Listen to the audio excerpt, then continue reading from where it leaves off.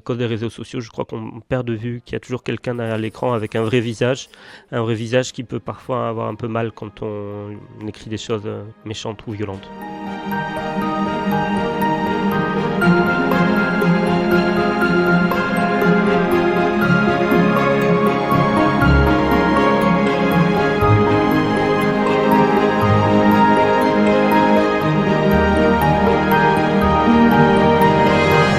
Je serais une vieille odeur de grenier, voilà.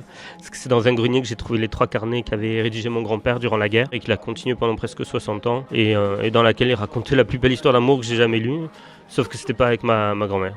Voilà. Ce que j'aimerais être au maximum et ce que j'aimerais essayer au maximum, c'est d'arriver à faire un pas de côté et à voir les choses différemment.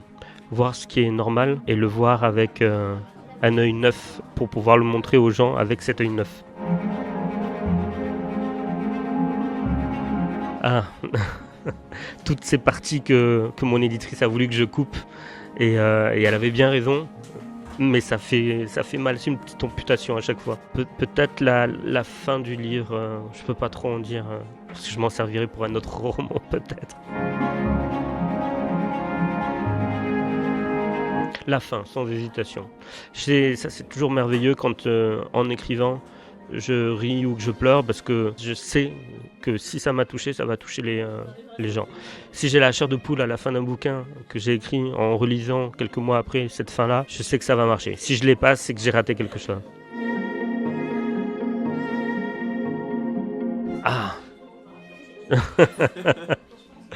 Un fantasme d'écrivain, ce serait d'arriver à... Ça s'appelle Dubois, c'est un écrivain toulousain. Je sais qu'il n'écrit pas pendant 1 an, puis il écrit son roman en 2 semaines, parce qu'il passe 1 an à le réfléchir, à le penser, etc. Et ça m'a toujours fait rêver l'idée qu'on puisse écrire un roman en 2 semaines, même s'il ne met pas que 2 semaines. Il y a 1 an de réflexion avant, mais j'adorerais ça, quoi.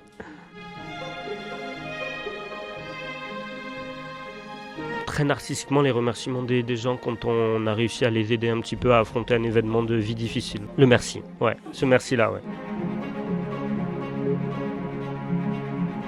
Ouh là là, c'est trop tard maintenant, il est parti. C'est ça qui est terrible dans la mort, c'est qu'on ne peut plus parler aux gens.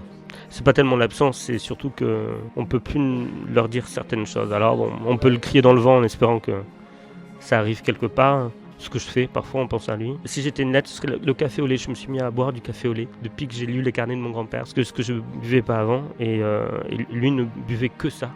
Et donc j'ai découvert le café au lait, je ne bois plus que ça maintenant. Oh là là, je crois que je pleure, mais après je serai pas tout seul, j'aurai forcément mon papa avec moi. Ouais, je pense que j'aurai beaucoup de choses à lui dire et j'espère qu'elle aura plein de choses à me raconter et qu'elle nous en voudra pas trop d'avoir mis autant de temps avant de lui faire signe. Arrête avec les réseaux sociaux. Mais non, regardons le visage des autres. Et c'est aussi pour ça que je milite, c'est à cause des réseaux sociaux, je crois qu'on perd de vue qu'il y a toujours quelqu'un derrière l'écran avec un vrai visage qui peut parfois avoir un peu mal quand on écrit des choses méchantes ou violentes. Ça c'est pour moi, c'est arrêter de fumer. Et arrêter de me ronger les ongles aussi. Et arrêter de prendre trop à cœur les choses.